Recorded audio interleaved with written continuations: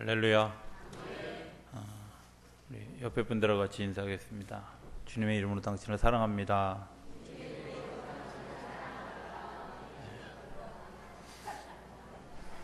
저는 절대다수를 얘기하니까 사랑한 당신을 이렇게 했는데 옆에 있는 분들 이름을 좀 불러가면서 하나님이 예를 들어서 우리 윤장원 장로님이 얘기하면 우리 윤장원 장로님을 사랑하십니다 이렇게 좀 인사를 해야지 당신을 사랑하십니다 했다고 똑같이 하면 그게 얼마나. 다시 한번 우리 옆에 있는 분들 이름을 불러가면서 우리 같이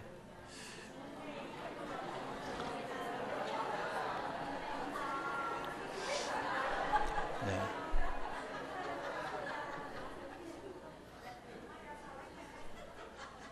막간을 이용해서 야자 타임 하는 사람들이 있어.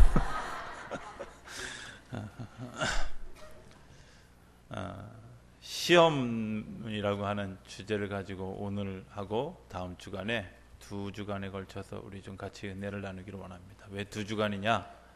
시험이 길어서가 아니라 좀 설명하는데 시간이 좀 다 못할 것 같아서 한번 다음 주까지 해야 될 것 같이 여겨집니다. 시험 누구나 다 싫어하는 일들입니다. 시험 좋아하는 분 있으십니까? 당연히 없습니다. 왜냐하면 시험 그 자체가 가지고 있는 압박감, 또 시험 그 자체가 주는 어떤 그런 그 두려움이 누구에게나 다 있지 않겠습니까? 저는 날마다 시험을 봅니다. 새벽 예배마다 시험 보고요. 아직도 못 알아들으시는군요. 주일날마다 매일 시험을 치르는 그런 것 같은 그런 마음이 들 때가 얼마나 많은지. 그런데 이 시험 우리가 피해갈 수 없다고 하면 오히려 시험을 잘 즐길 수 있는 그런 모습이 되어질 수 있어야 된다고 믿습니다. 별로 시험 당하고 싶지 않은 것 같은데 그래도 우리가 능히 그것들을 잘 극복하고 넘어갈 수 있게 되길 바랍니다. 사실 생각해 보면 그 시험이라는 건 마음 먹기에 따라서 좀 다를 수 있다 이렇게 생각합니다. 어려서 태권도를 배우면서 태권도 심사를 매달 하고 뭐 이제 검은띠 따는 시험도 하고 심사도 하고 이런 심사를 하는 과정에 나가 보면 늘 그 앞에서 혹시 뭐 잃어버리지 않았나 이런 그런 마음을 가지고 또 다 익숙해지지 않으면 그것들을 다 할 수 없는 그런 일들을 경험하게 될 때가 있었습니다.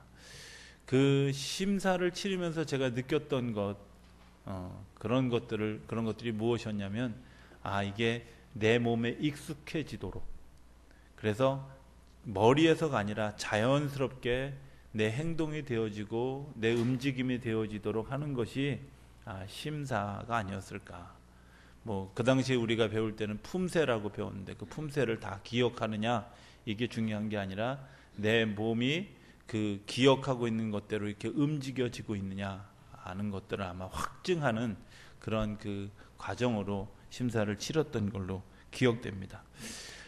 성경에 보면 마태복음 3장에 예수님이 세례를 받으실 때 이는 내 사랑하는 아들이다, 이가 내가 기뻐하는 자다 이렇게 이야기가 끝나고 4장으로 딱 넘어가니까 3장하고 4장하고 단절된 것으로 생각하기 쉽지만 사실은 3장에 그 예수님이 경험했던 그 사건은 객관적으로 검증된 사건은 아니라는 겁니다.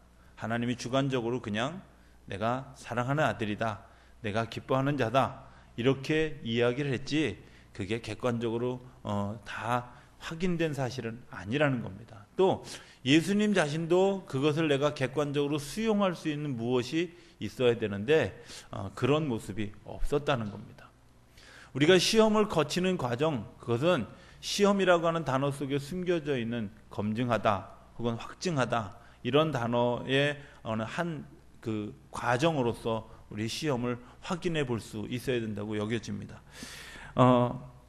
이 땅에 오셨고 세례를 받으셨고 그리고 예수님의 모습을 얘기했지만 거기에 객관적인 검증이 필요하다는 겁니다. 우리는 종종 이 객관적인 검증을 무시하려고 하는 사람들이 있습니다.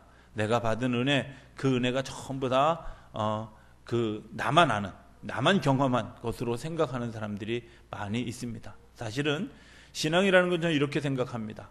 하나님이 우리에게 아주 그 객관적인 사실로 우리에게 다가왔지만 내가 주관적인 경험을 하지 않으면 하나님을 이야기할 수가 없습니다.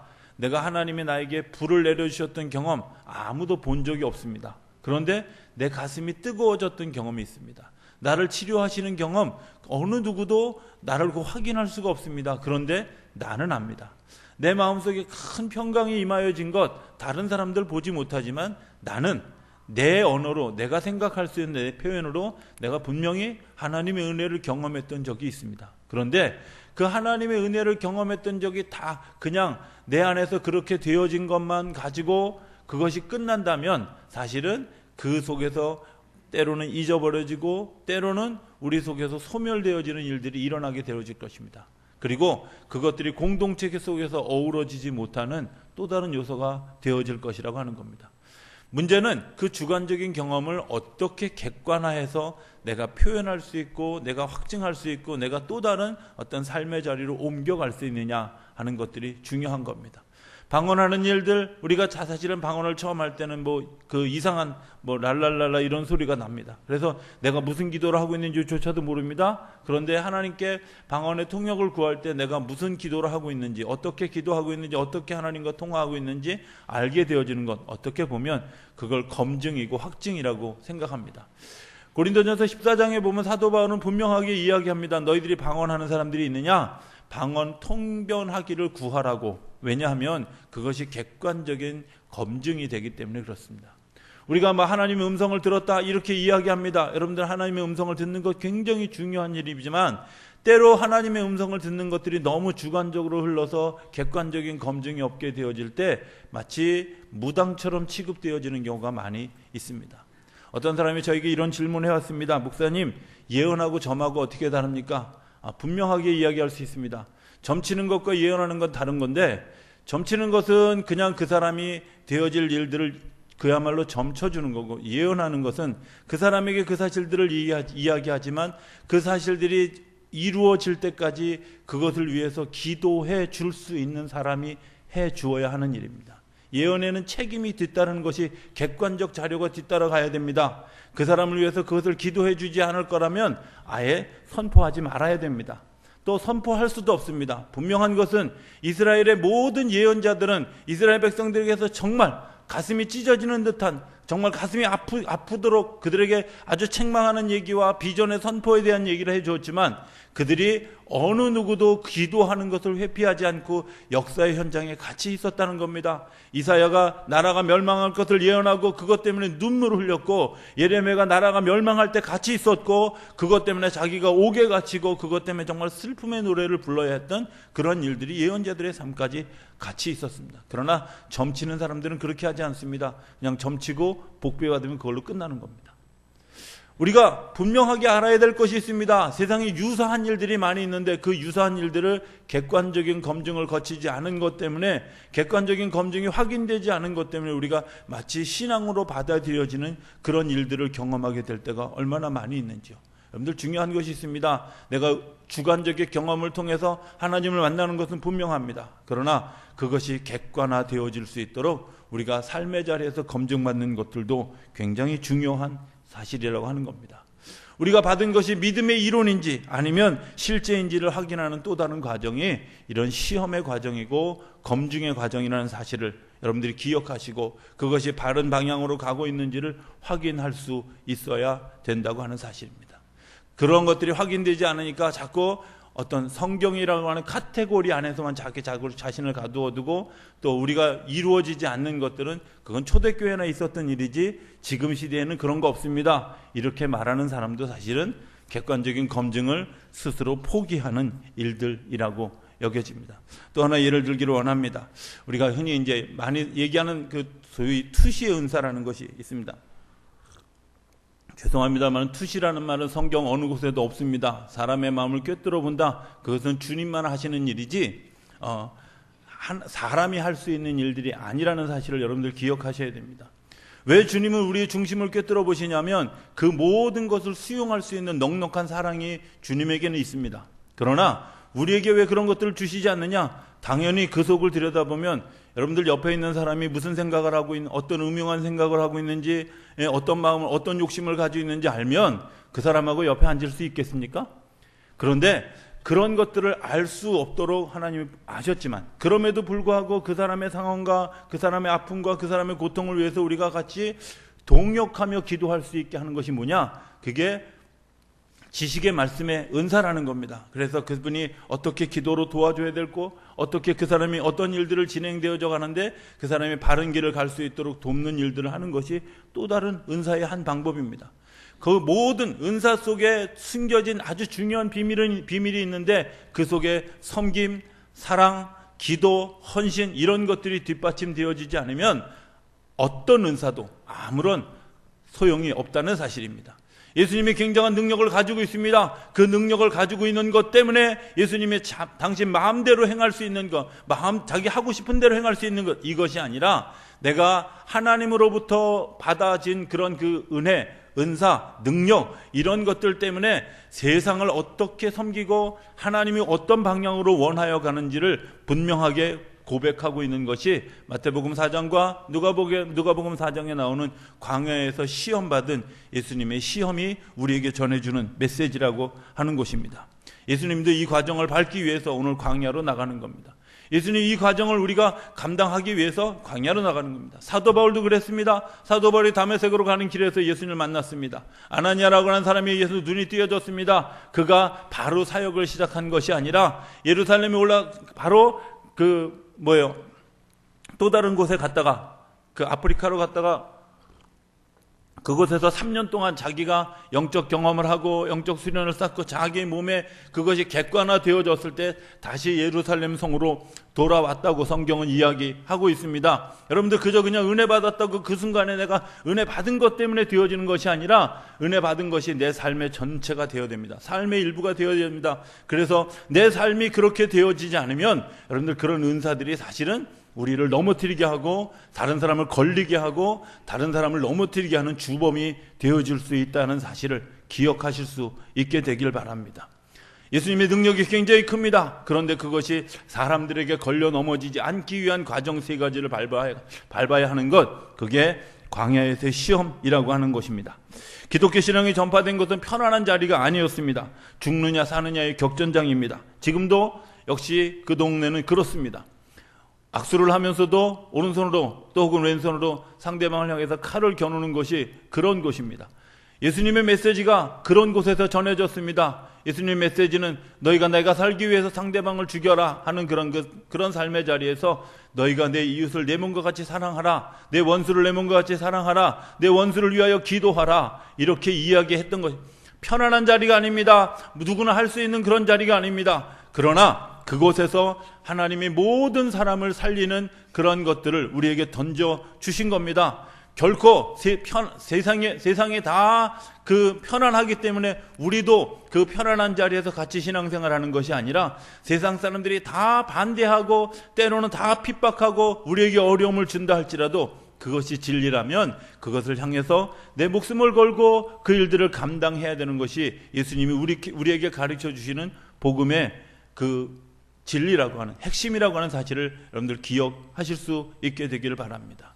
예수님의 사랑은 사랑이 없는 곳에서부터 만들어져 간 것입니다. 우리가 흔히 예수님을 닮는다 이런 얘기를 합니다. 예수님을 닮는다는 것, 예수님의 겉모습을 닮는 것, 예수님의 마음을 닮는 것 중요합니다. 더 하나 닮아야 되는 것이 있는데, 항상 우리가 살고 있는 세상 너머의 세상을 꿈꾸는 예수님의 마음을 닮아야 합니다.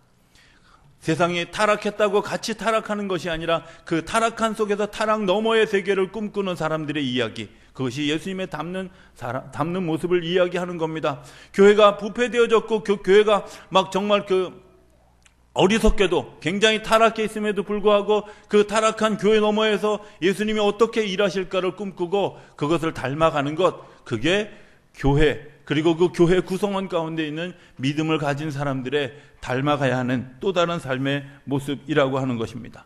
우리는 종종 그 일들을 이야기할 때 이렇게 얘기합니다. 내가 편하기 위해서 본질을 바꾸려고 하는 사람들이 있습니다. 예수님의 말씀이 이렇게 되어졌기 때문에 내가 이렇게 해도 돼, 이것이 아니라 내 삶이 이렇기 때문에 예수님이 행하신 그런 그 본질을 바꾸려고 하는 사람들이 있습니다. 아닙니다. 여러분들, 본질이 바꾸어지는 것이 아니라 내가 바뀌어지는 것, 그것 때문에 주님께서 오늘 시험의 자리에 서신 것입니다. 오늘 성경에 나오는 첫 번째 시험은 돌들로 떡이 되게 하라고 하는 시험입니다.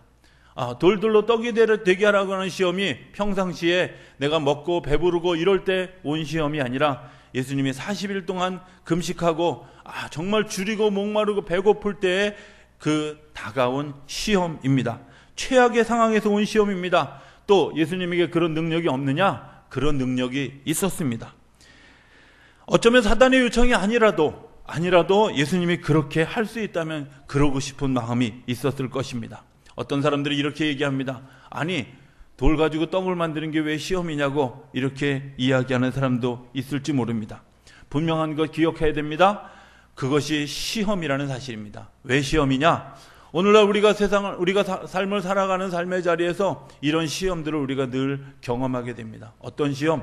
우리가 능력이 있어서 돌을 떡으로 만드는 시험, 이걸 얘기하는 것이 아니라 이미 우리가 하나님보다 더 귀중하게 여기는 무언가가 우리 삶에 있다고 하는 겁니다. 어쩌면 떡을 만드는 것이 문제가 아니라 떡만이 우리의 양식입니다 라고 생각하는 것이 더 큰 문제일 것입니다. 사람의 생존 여부가 이 떡에 달려 있습니다. 좀 바꿔서 얘기하면 이 돈에 달려 있습니다. 우리가 경제 활동에 달려 있습니다. 이렇게 생각하는 것들을 통해서 사람들이 돈의 노예가 또 경제의 노예가 되어지도록 하는 것, 그것이 문제라고 하는 사실입니다. 토마스 머튼이라는 사람이 이런 얘기를 했습니다. 현대사회에서 돈은 성령이 교회에서 차지해야 할 역할을 악마적으로 찬탈해버렸다. 이런 표현 씁니다. 토마스 머튼이라고 하는 사람이 쓴 이야기가 전부 핵심이다, 진리다, 저는 이렇게 생각하지 않습니다. 그러나 분명한 것 하나가 있습니다. 가끔 이렇게 신앙생활을 하면서 성도들과 이런 이야기를 하면 저에게 이런 질문을 하는 사람들이 있습니다. 제가 빚을 졌습니다. 빚을 졌는데 그래도 11조를 해야 될까요? 빚을 갚아요? 이렇게 물어보는 사람들이 있습니다. 제가 뭐라고 대답할 것 같아요? 믿음대로 하시라고. 제가 할 수 있는 대답이 그게 전부입니다. 여러분들, 우리가 종종 그렇게 얘기합니다. 내가 도저히 할 수 없는 상황입니다. 안 되는 상황입니다. 네, 인정합니다. 그러나 그 도저히 안 되는 상황 가운데서 정말 내 믿음이 어디 있느냐 하는 겁니다. 내가 어떤 고백을 하고 있느냐 하는 겁니다. 내가 어떤 그 상황에 대해서 내가 어떻게 인식하고 하나님이 나를 어떻게 도우실 것인가 하는 것들에 대한 인식을 분명히 하고 있느냐고 하는 사실입니다. 사실 횡성에서 목회할 때 어떤 분이 40일을 금식한다 그래서 제가 갔습니다. 금식한 이유가 뭐냐면 횡성에서 살다가 원주에 나가서 장사를 했는데 완전히 망해서 도저히 먹을 것이 없고 가족들만 먹게 하기 위해서 장신의 40일을 금식하는 겁니다. 기도하기 위해서 금식하는 것도 있었지만 먹을 것이 없어서 내 한 입 덜기 위해서 금식하는 상황이었습니다. 그분에게 빚이 거의 한 10억대에 가까운 빚이 있었습니다. 제가 그 금식이 끝나고 보식하는 중간에 제가 신방을 갔었습니다. 그 집사님에게 이렇게 얘기했습니다. 집사님, 금식하는 힘이 되라고 제가 말씀을 전하고 그리고 이야기를 하는데 이분이 이런 얘기를 했습니다. 그 많은 빚을 어떻게 감당할 수 있을 것인가? 하나님이 응답을 주셨다는 거예요. 그래서 응답이 뭐냐고. 그때 하필이면 저도 빚을 지고 있을 때여서 응답이 뭐냐고 이렇게 물었습니다. 그랬더니 이분이 이렇게, 제가요 평생 갚기로 했습니다. 하나님이 평생 갚을 힘을 주실 줄로 믿습니다. 이렇게 이야기하는 거예요. 그래서 제가 은혜를 받았어요. 신방하러 갔다가 신방 가서 은혜를 끼친 게 아니라 은혜를 받고 왔어요. 내가 힘을 얻었어요. 그런데요, 그 이후에 그 집에 한 7년 동안 계속 신방을 가면서 갈 때마다 물어봅니다. 왜? 워낙 빚이 많고 워낙 경제적으로 어렵고 힘든 일들을 하니까 제가 물어보잖아요. 특히 사회가 불황일 때 제가 물어봅니다. 집사님, 요즘 잘 팔리나요? 잘 되십니까? 이렇게 물어보면 늘 하는 말이 있습니다. 저희 집 불황 없습니다. 저희 집. 그분이 어떤 일들을 했냐면 아파트 단지에 가서 막 만두도 팔고 무슨 떡볶이도 팔고 하는데 정말 남편하고 두 사람이서 아침부터 시작해서 저녁까지 밥 먹을 사이도 없이 계속 손님이 밀려와서 어떻게 감당할 수 없을 만큼 사람들이 밀려와서 그것을 파느냐고 정신이 없다는 거야. 밥을 먹을 사이도 없이 그 일들을 하는데 처음에는 일주일 월요일부터 토요일까지 다 하더니 조금 나아졌는지 그 다음 월요일부터 금요일까지만 한다 그러고 주중에 또 한 번은 쉰대, 수요일 날도. 그래서 예배드리냐고 쉬는가 그랬더니 그 빚을 갚아가는 일들을 정말 그분의 고백대로 평생 하기로 작정하고 난 다음에 하나님이 그 일들을 이끌어 간다는 사실을 제가 분명히 보았다고 하는 사실입니다. 여러분들 기억해야 될 것이 있습니다. 하나님이 어떻게 이끌어 가실 것인가 하는 것들을 볼 수 있다면 오늘 지금 내가 처하고 있는 현실이 이것을 극복할 수 있는 힘을 주님께로부터 온다고 하는 사실이 내가 믿어진다면 어쩌면 지금 내가 살고 있는 그 현실이 그렇게 중요하지 않다는 것을 알게 되어질 것입니다. 그럼에도 불구하고 오늘날 많은 사람들의 고백 속에 하나님, 내가 지금 가지고 있는 경제적인 곤궁함이 더 큽니다. 내가 하나님을 의지하는 것보다 내가 지금 경제적으로 어려운 것이 더 큽니다. 이런 고백을 하고 있지 않느냐 하는 사실입니다. 우리에게 중요한 것이 있습니다. 돈이 어쩌면 우리들의 삶의 자리에 와서 하나님의 자리를 대신하려고 하는 일들을 얼마나 많이 하고 있는지를 여러분들이 기억하실 수 있게 되길 바랍니다. 돈의 배후에 영적인 실체들이 있다는 사실을 여러분들이 기억하실 수 있게 되길 바랍니다. 우리 사람들이 이렇게 얘기하게 합니다. 아유, 돈만 있으면 돼. 예? 돈만 있으면 이 세상을 살아갈 수 있어. 이렇게 이야기하는 사람들이 많이 있습니다. 엊그저께 이발하러 갔는데 제가 그 집을 나오면서 내가 다시는 이 집에 안 온다 이런 마음을 딱 가졌어요. 처음부터 끝까지 돈 얘기만 하더라고요. 그래서 내가 끝에 그랬어. 제가 이렇게 얘기를 했습니다. 그분이 남자분이었는데요. 어떤 사람이 기도를 했대요. 했더니 무슨 기도냐? 그래서 돈 많이 달라는 것과 돈 많은 여자를 달라는 것과 이렇게 두 가지를 나중에 기도하기 귀찮아가지고 하나님께 돈, 여자 이렇게만 기도했다고. 하나님 한 방에 응답해 주셨다고. 그랬더니 뭐냐? 그래서 이따 끝날 때 가르쳐 준다고. 그리고 제가 딱 돈 내면서 그랬습니다. 돈, 여자. 여러분들, 우리가 돈이 모든 것을 할 수 있다고 생각하십니까? 돈이 사랑을 대신할 수 있다고 하는 생각 때문에 사실은 우리가 우리의 자녀들을 망칠 때도 있지 않습니까?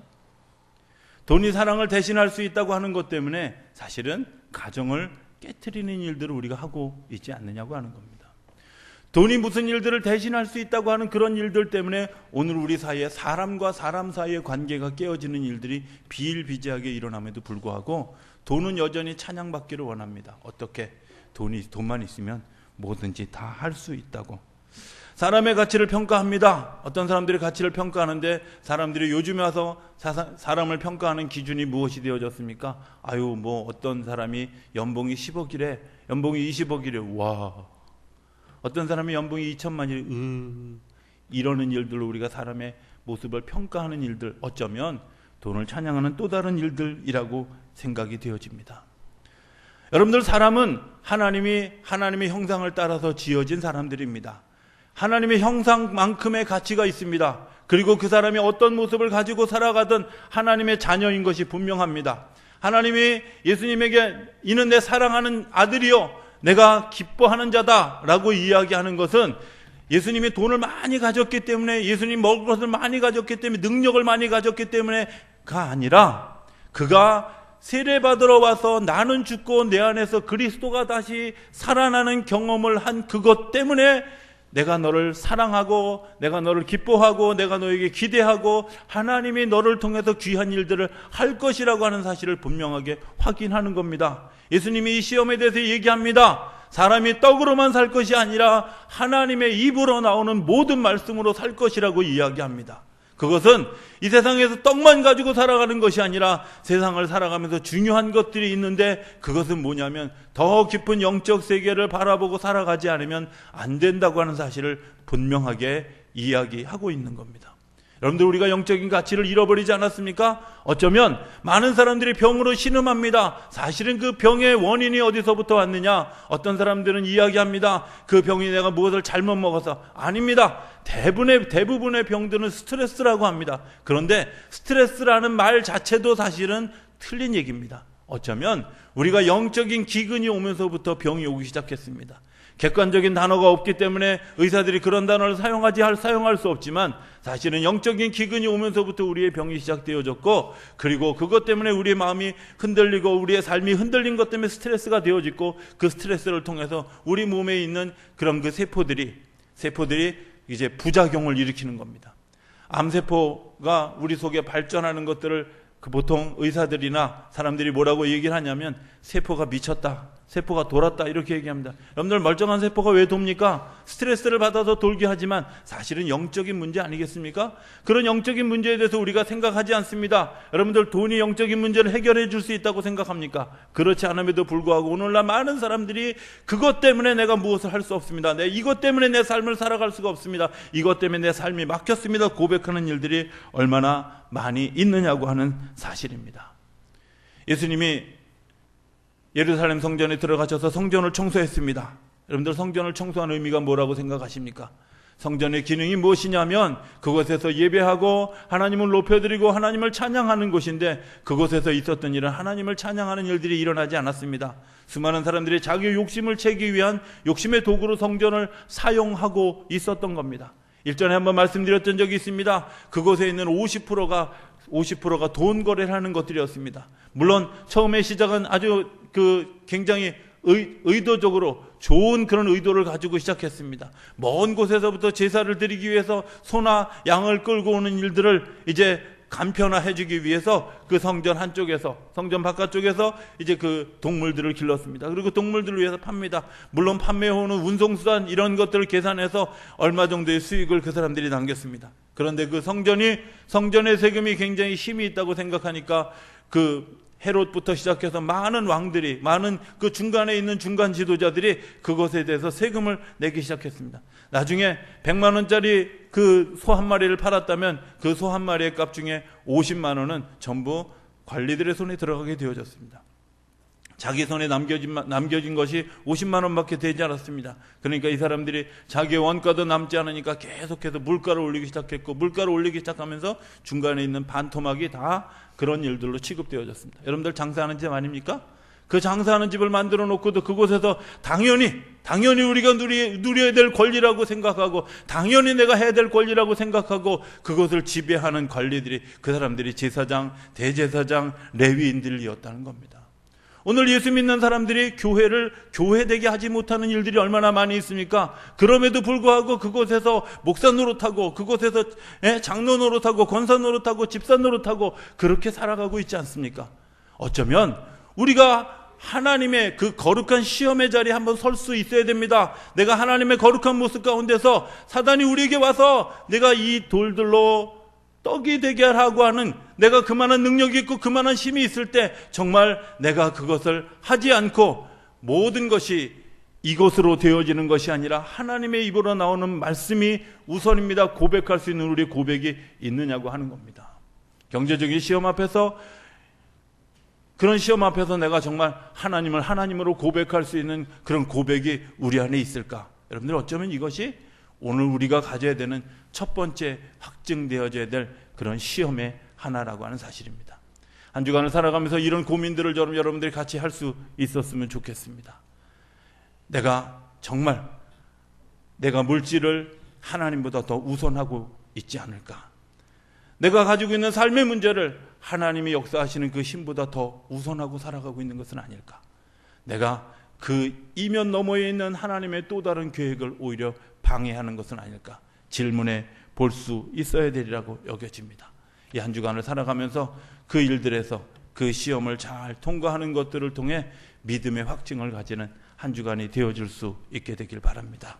나머지 두 시험은 다음 주 이 시간에 to be continue입니다. 기도하겠습니다. 사랑이 많으신 아버지 하나님, 하나님의 은혜와 사랑을 감사합니다.